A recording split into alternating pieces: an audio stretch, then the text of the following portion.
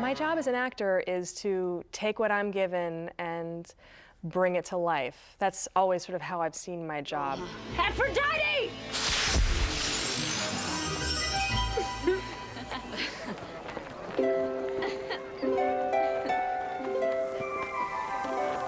For future reference, I'm now Mighty Aphrodite.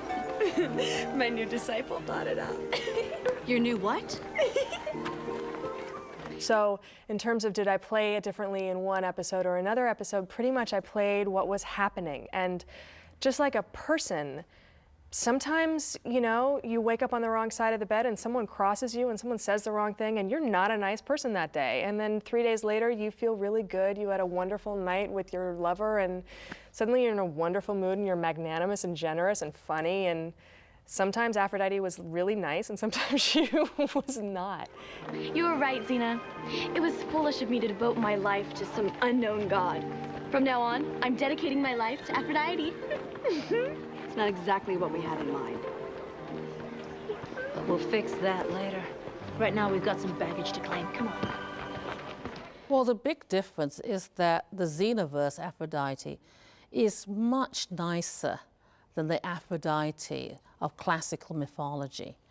One of the interesting things about how the character of Aphrodite is developed, because we must remember, is that Aphrodite first appears as a character in Hercules, The Legendary Journeys, is that as the character of Aphrodite develops, she does actually become nicer in the Xenaverse. So, how can I worship the goddess of love if I've never even experienced it? You're right, that does make you kind of a poser. All right, pick a guy. Any guy. I'll take him. So at the beginning of Xena and in Hercules, The Legendary Journeys, for a good part of that as well, Aphrodite is much closer to the Greek Aphrodite, the actual Aphrodite of that the Greeks worshipped and feared. Who's the most beautiful? I mean, this is a tough one. Wait! Not so fast. Sorry, you're too late. He hasn't made up his mind yet. And there's something he needs to see. I can't believe she'd resort to bribery. Hey, you started it. You know you want it. Pick me and it's yours.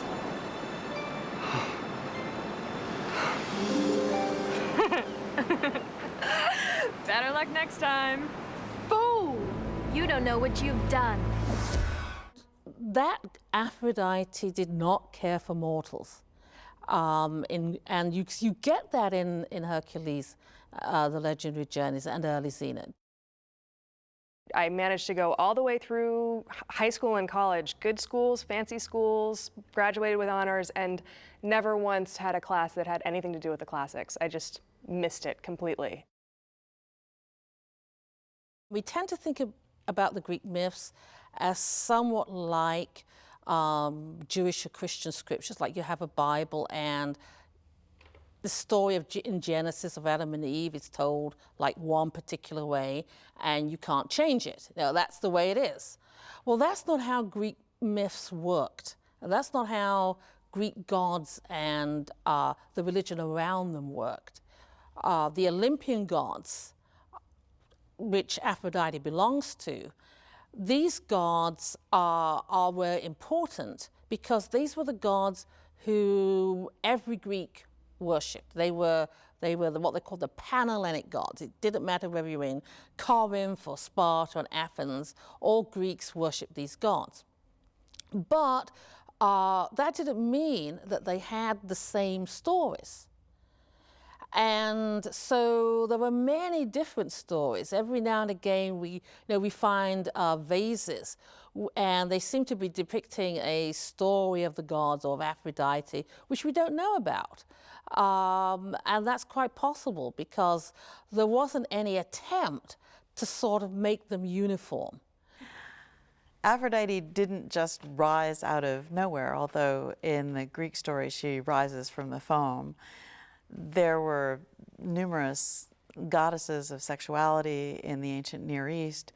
The most famous one is Astarte, and Aphrodite is a sort of cousin of those goddesses. But in the Greek story, she is born from the genitals of Uranus.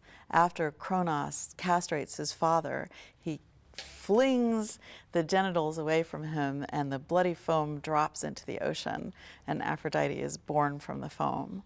One of the etymologies of the name Aphrodite is born from the foam, the goddess who comes from the foam, but it's a pretty funky sort of foam.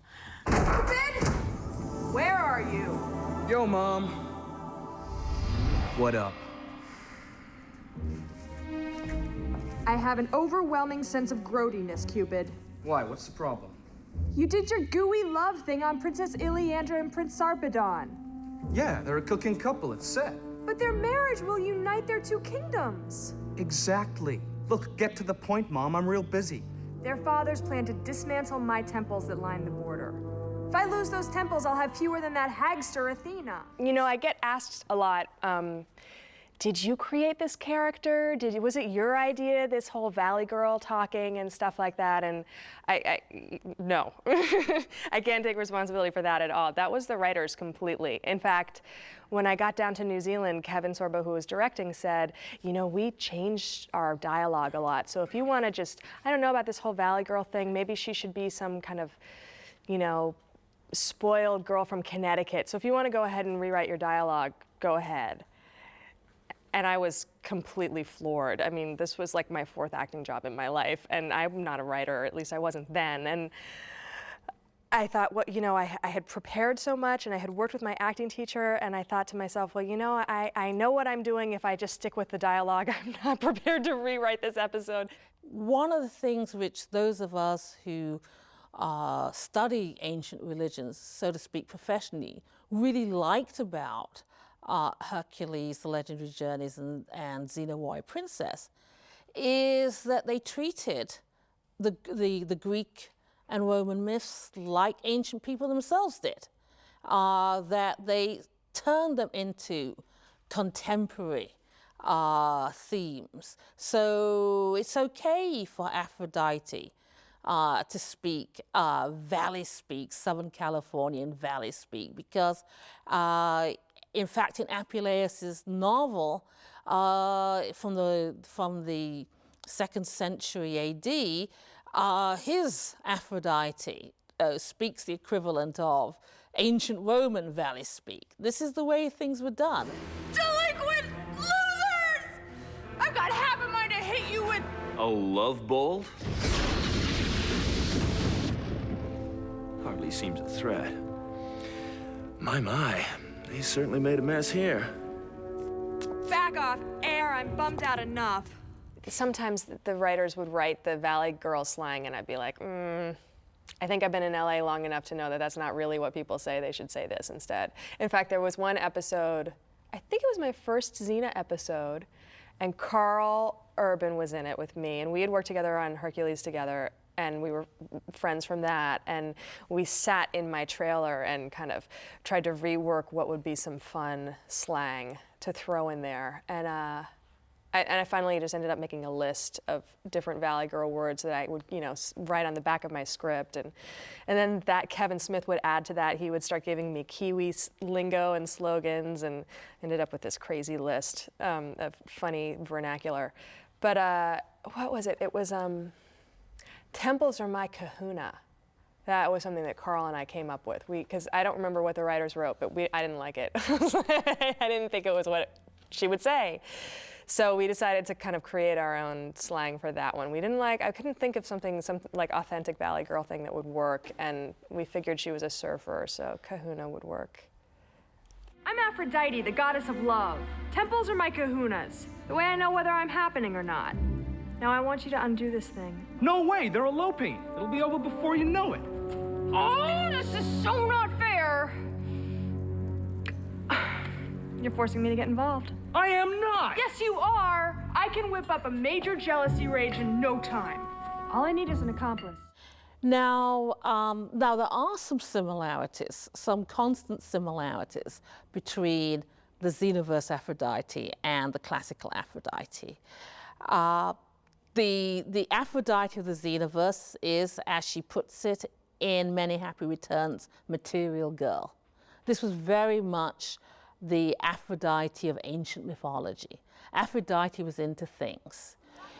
In terms of costume, we may think that Aphrodite's costumes are very skimpy in the Xenaverse, but you have to think that in the ancient world, Aphrodite was often displayed being simply stark naked. Obviously, you can't do that on American television. But there was one particular statue made in the ancient world by one of its greatest sculptors, a man called Praxiteles. And it's told that he saw this beautiful woman bathing in the sea, who later, this woman was called Phryne, became his lover. And this inspired him to create this statue of Aphrodite. And it was said to be so beautiful that men were aroused to sexual desire by simply looking at this statue. I guess I started to have an inkling of how popular Aphrodite was when my cousin called me and said, there's temples for you on the internet. And I didn't even have internet yet, and I was so confused. What? There's temples? And then I did my first convention, and I was floored. I went home in the afternoon after that convention and burst into tears because it was so overwhelming. Not really tears of sadness, but just, I mean, you live your normal life. You're a person. You do your laundry, you cook your breakfast, you go to the bank and, take out money or whatever you do. And then you go and see thousands of people with so much energy who obviously don't know me at all. They're identifying me with this character on this television show that they love so much. But it's just astonishingly overwhelming experience. So I think that's probably the first time that I really had a sense of what was happening out there. Of course, one of the most beautiful images from Hercules' legendary journeys is the image of Aphrodite coming out of the sea. Now, Aphrodite, according to the Greek legend, was born out of the foam off the coast of Cyprus and stepped onto shore.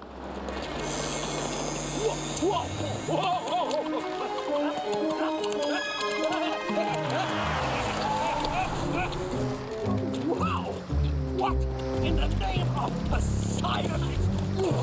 Come on, I got you.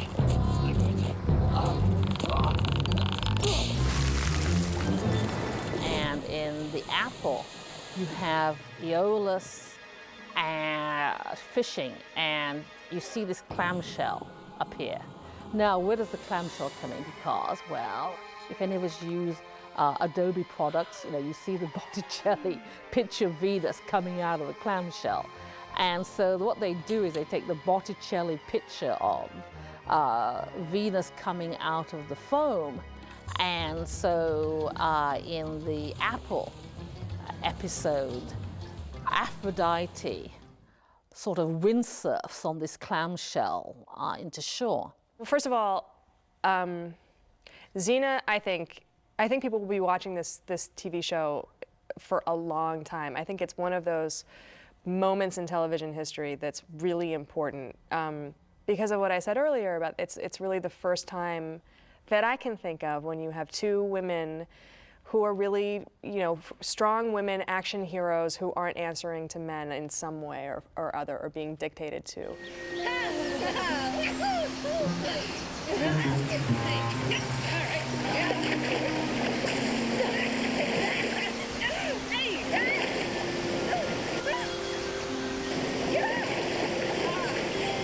I can't believe you did that. Come on in. No, the water's great. No, thank you. It's okay. I don't think Aphrodite is homophobic. I think if Xena, if you want to interpret the show that Xena and Gabrielle were lovers, Aphrodite was complete cheerleader of the relationship, I think. it's a big deal. It's the first time that I can remember that a television show has had such a place for the lesbian community. I think that's a really big deal too.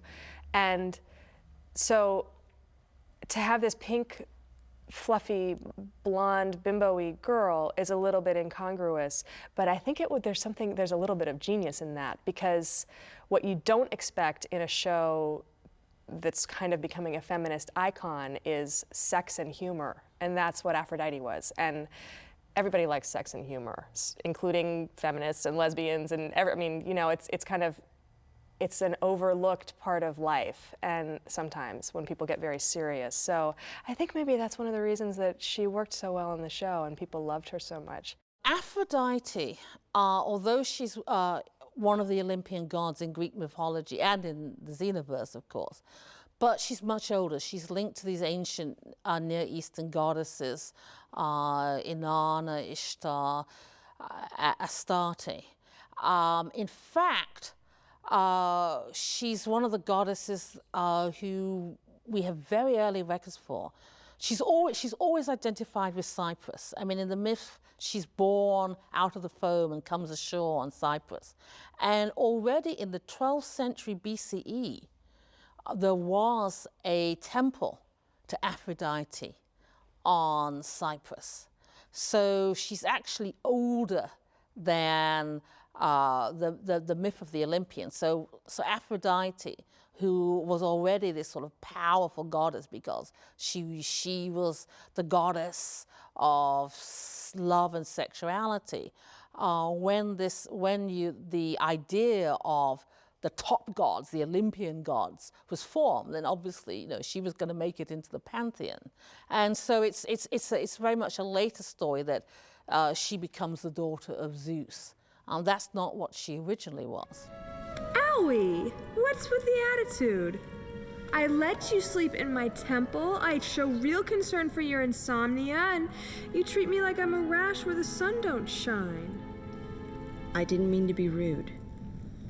I don't want to bother you with my troubles. Sweet pea. I am immortal, you know. I got nothing but time. The doctor is in. Surprisingly, in some ways, the most pivotal episode for Aphrodite's evolution in the show was Punchlines, which was almost an afterthought. They had already shot the show. I was down filming another episode, and they asked me at the last minute, can you stay for a few more days and shoot a few more scenes we're going to put into Punchlines. Punchlines was a bottle show.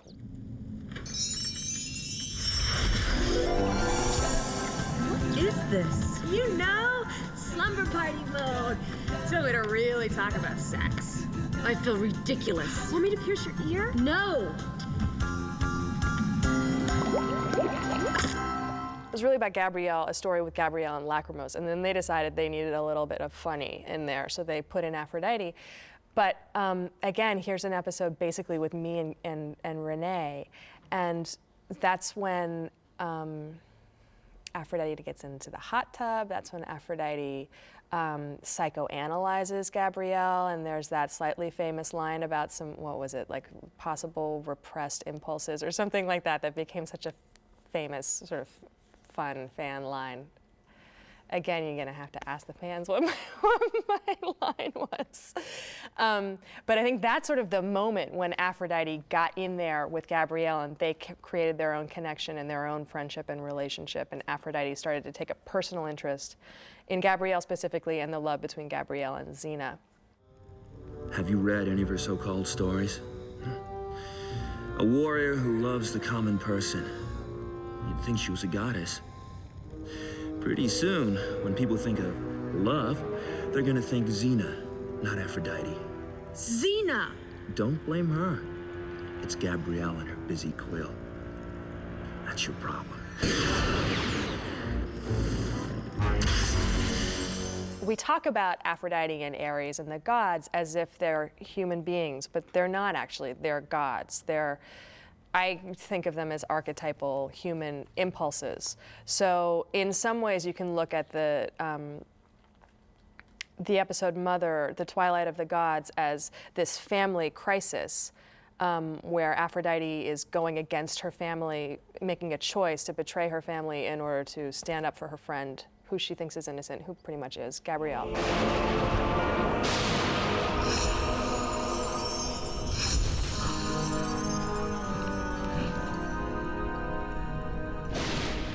Where are they?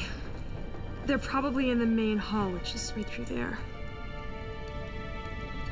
Aphrodite, you might want to take off. Things could get ugly.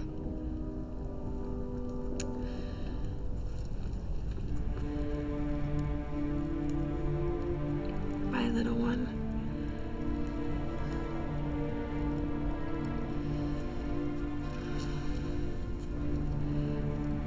Thank you. In another way, you can look at it as all these different human forces playing against each other. And of course, Aphrodite, she is love. She's the embodiment of love, all kinds of love, but certainly also magnanimous love, generous love, redemptive love. So she kind of has no choice but to stick up for Gabrielle. She can't really.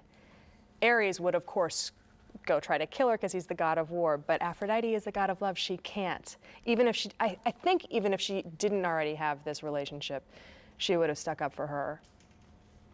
I might not be right about that, but certainly since she already had this connection, she had no choice. She had to fight for her, I think. Happy birthday. Speaking of which, we have got a show to catch. Bye-bye. Have fun, you two. So, friends, I can work with that. Some of my best friends are friends. But we need to rethink the whole retro sacrificial thing. Many ways, many happy returns goes back to Aphrodite as we saw in the beginning of Xena. Aphrodite, in the beginning of Xena, no, she's this not so dumb blonde goddess. She's vain. And one of the episodes that we meet her in, it's the third season, The Quill is Mightier Than the Pen. Remember, she's really put out because she's been compared to Xena, and she's going to do something about it. Xena, and make someone else the hero for a change.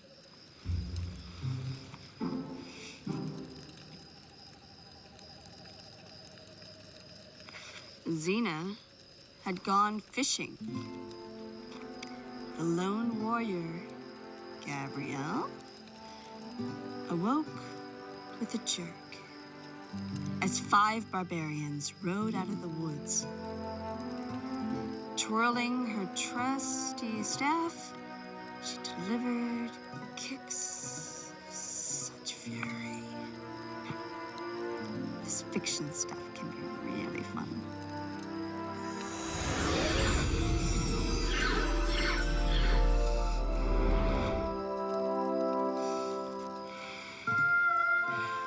Oh yeah, a lot of fun. I think Xena just sort of annoyed her a little bit because she just wasn't into the same stuff. You know, Aphrodite was especially in this show, was very, very girly, and Xena's not very girly at all. I think probably Aphrodite annoyed Xena more than Xena annoyed Aphrodite. Clearly, Aphrodite developed a special friendship with Gabrielle, and then because of that, I think.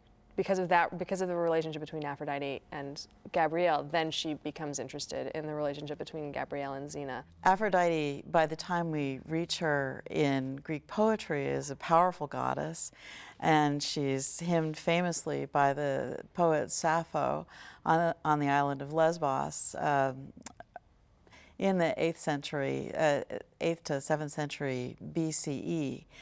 So this is a prayer, and it means, Aphrodite, immortal one, enthroned upon a beautiful throne painted in all different colors, twisty, devious child of Zeus, I beg you, don't condemn me, mistress, don't condemn me to misery and heartaches in my spirit. But Sappho says, come to me. So then in the next stanzas, Aphrodite comes winging down through the air in her chariot drawn by sparrows with their little wings whirring, and the sparrow is the sacred bird of Aphrodite. It's supposed to be phallic. And Aphrodite comes and she says to Sappho, she like puts her hands on her hips and she says, "Oh Sappho, what is it this time?" Because Sappho is apparently always praying to Aphrodite. And she says, "Who's wronging you now?" And then she makes her a promise. And she says, "Sappho, if she's running away now, soon she'll be chasing." But she doesn't say chasing you. Soon she'll be chasing somebody, because Aphrodite is tricky and somewhat cruel, so she's not going to give in that easily. One of the most famous poems of Sappho is her Ode to Aphrodite. And in it, she gets really conversational with the goddess. She says, "Oh, goddess, you know, please don't torment me with misled love." And then Aphrodite comes down and says, "Hey, I'll fix everything. You know, the woman you want, she doesn't want you. I'll get her wanting you. She'll do the chasing. You know, I'll take care of everything." The Romans borrow this Aphrodite. They had a love goddess of their own, Venus, whose name just means loveliness. And sometimes the Romans talk about a kind of Greek-like Aphrodite, but they did have all sorts of Venuses of their own. They like to divide goddesses up into different kinds of functions. They were very functional people. So they had Venus who turns the hearts of women to do their duty, and different Venuses for different classes of women. And there were cults of Venus that were practiced and to which there were devotees that we can tell from inscriptions in stone. Very popular.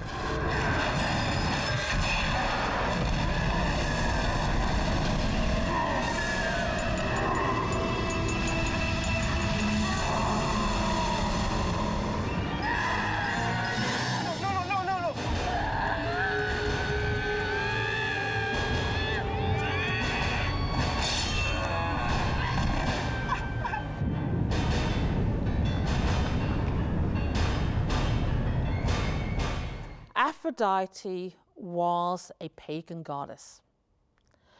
And the story of motherhood, in fact, of that whole story arc in Xena Warrior Princess, is the twilight of the gods. Now, that is not classical mythology. It's a mixture of Nordic, Wagnerian twilight of the god mythology with historical references to the triumph of Christianity.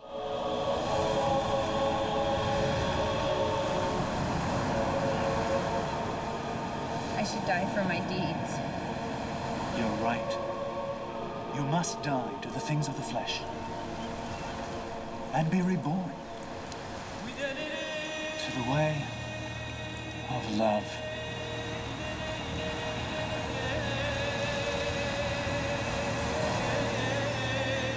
And from that point onwards, from motherhood and in the later episodes, we have this idea that of the Olympian gods, two have survived, and that these two gods are these permanent features of human life, love and war, Aphrodite and Ares. Wait a minute. You wanted Xena out of the way, so you enchanted my scroll. Ares was being his usual manipulative self. He's got some army somewhere ready to pounce on the valley. He wanted Xena out of the way, so he wanted to get me mad at you. You figured that all out by yourself, did you? Hey, don't believe everything you hear about blondes. Look, Sweet Pea, just give me back my powers. Then I'll unzap the scroll. No. Write mine back in first. That army's waiting for me to give him a signal that Xena's gone. Not helping your cause any, Slick. I promise, if you give me my powers back, I'll call off the attack, okay? Pigs can fly. You can. Wait. Things will happen, and people who go to do the right thing will end up doing the wrong thing. It's like something else takes over. It's like Ares, inhabits your body and forces you to do crazy things. It's why the gods were so powerful. It's why people were so afraid of Aphrodite, because if you fall in love, God forbid, you're going to sell your house, you're going to move across the country, stop acting, and have a baby, or something like that. And it's so interesting to watch. We can tell the same story over and over again in different ways. We can change the names, but you see the same thing. Last weekend was Passover, and it's so interesting the way so much of the story that you hear in Passover is very similar to a story that gets told at Easter. At Easter dinner, you eat lamb and you hunt eggs. At Passover dinner, you have an egg on the table and you eat a lamb. It's two different religions, very similar, rituals. I think that I'm going to spend the rest of my life, thinking about this stuff and finding new evidence of it.